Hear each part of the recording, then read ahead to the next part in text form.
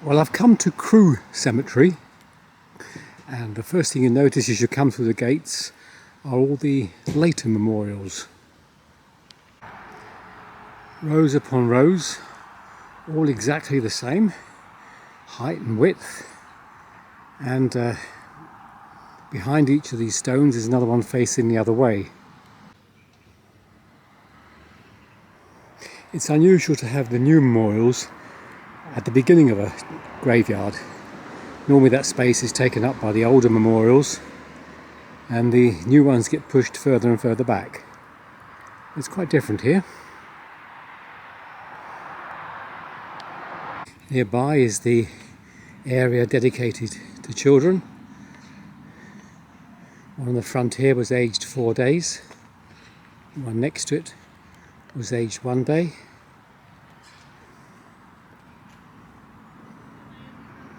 There are whole groups of these in this area, all with the same headstone of a teddy bear.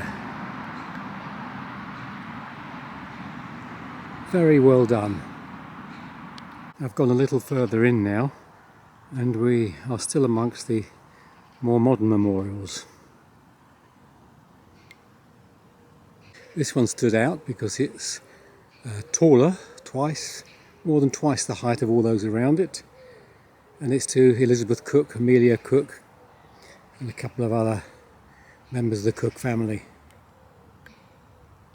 A stone on the ground here is to John Henry Spencer, MM, military medal, killed July 29th, 1945, from his fellow workmates in the loco stores. As I go back in the cemetery, we'll be coming to more established stones now, memorials, past the modern ones. A war grave here to T. Rumney, gunner, Royal Garrison Artillery, 1918, age just 19. But it's interesting to see there is still somebody remembering him. One here, well looked after, with a lot of flowers around it. Eric Carl Tompkinson, age 26. And Jason Tompkinson, who fell asleep just 5 hours old. We come in now to the Chapel of Rest, the very modern sort of front on it, and here the stones are a lot older, more traditional. There's an area here near the chapel where clearly the stones have been cleared away, with just the odd one left standing. It's a shame really. You're clearing away the history of the town, the social history. And behind the chapel we have a whole area of stones, some clearance being done between them, but not too bad. And these are the older stones, the older part of the churchyard. Here's one with an unusual engraving on top.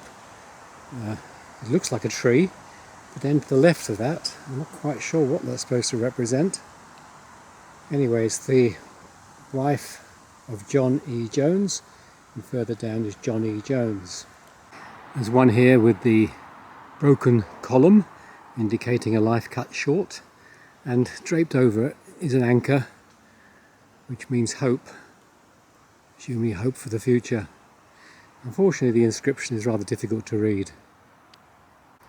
Here we've got Joseph Bowring.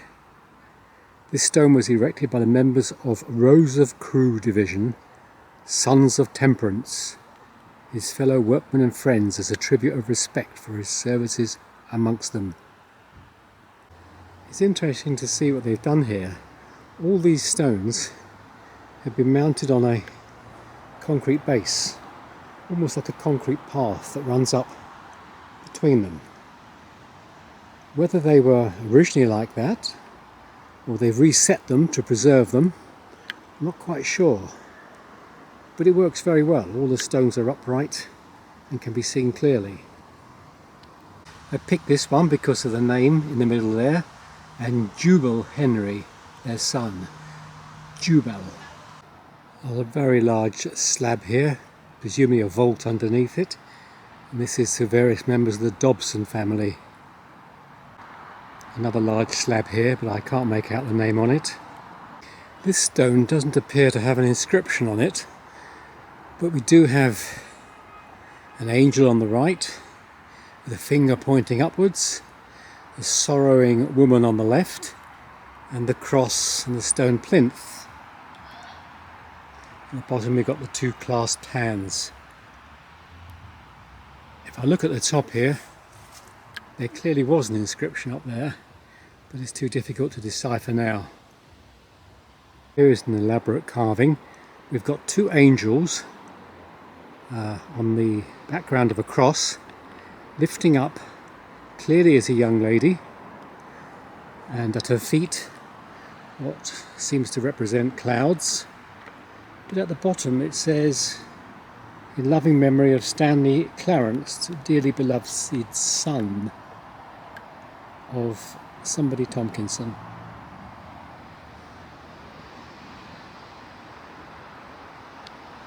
An imposing one in front. The name is George Dingley. Can't tell you much else about him though. And close by a tall obelisk to members of the Winby family.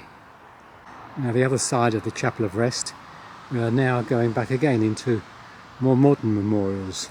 So it's very much a churchyard or cemetery that's still used widely by the population of Crewe. We've got an area here that's been completely fenced off and encloses some of the larger memorials. No indication of why it's fenced off. I have no idea. One here with a little more detail. Partway down, Albert, born 1888, died in Sydney, New South Wales in 1919. He served with the Australian Imperial Forces in Gallipoli and France in 1915, 16, 17. Partway down it mentions William, who was killed in action at Hooge, Belgium, with the Liverpool Scottish Regiment, 1915, age 22. Here's a war grave, Rifleman Kevin Boyle. Post Office Rifles, 1921, age 26. And a really elaborate one here. You've got the figure of Jesus in the middle, two young girls each side. And down here you've got a young cherub. And it's in loving memory of Albert Priest, who died in 63, and Margaret Priest, who died a little later.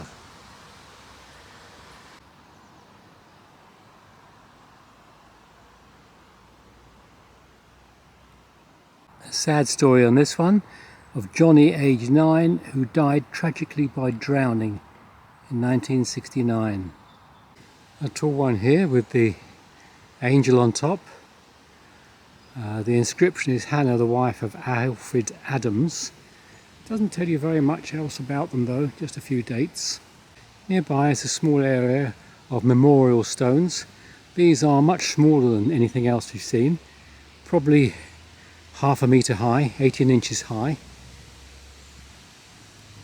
And they're sort of dated in the 1980s, one there for 2000, that sort of period.